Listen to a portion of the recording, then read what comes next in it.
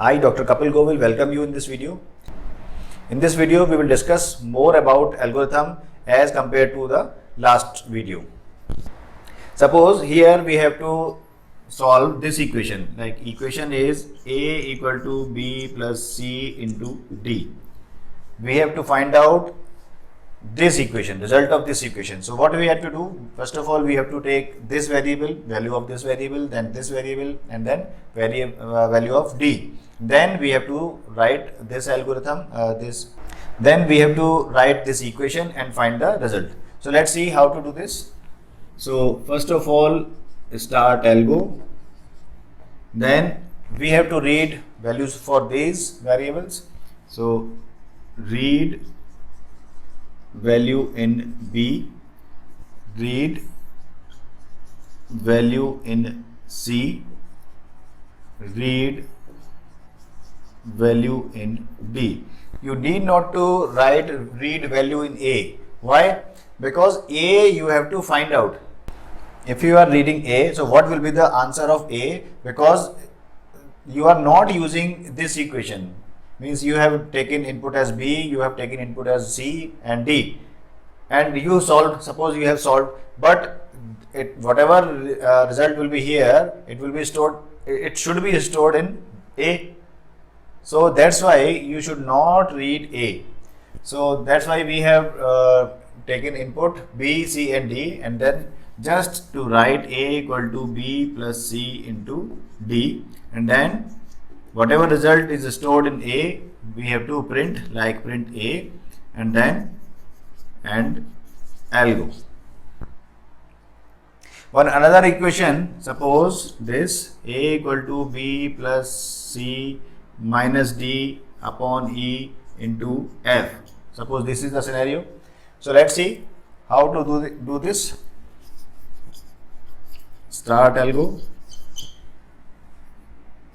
read value in B.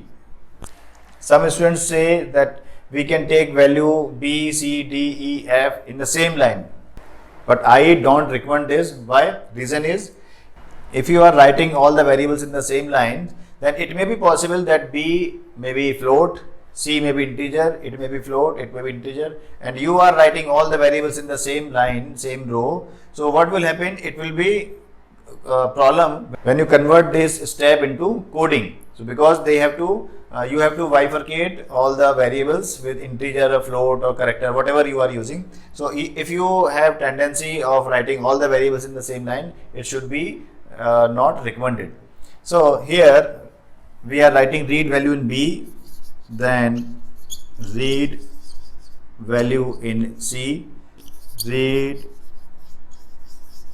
value in D, read value in E, read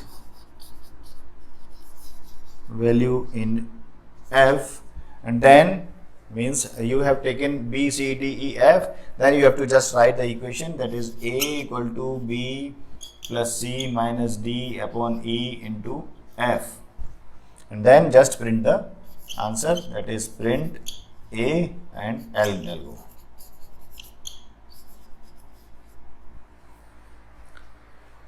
I hope this is clear. Now next, suppose you have to calculate area of circle. So equation for area of circle can be pi r square. So here you need not to worry about pi, because pi is fixed, 22 by 7 or 3.1416. So you have to take only radius. So start algo, read the radius in R. For radius we are taking input as R, and then we know pi, but you should not write pi in this way. You should not use a symbol. You should write either value like this or float value 3.1416, so that value of R can be calculated. So here area, suppose we are taking variable as area, So area equal to pi means 3.1416 into r square. So you need not to write a square, you have to write r into r, because in any programming you will not be allowed to write a square, you have to write r into r. So now you have to print just area, so print area variable and then and algo. So this value means whatever is stored in area will be printed here. So I hope these equations are now clear to you.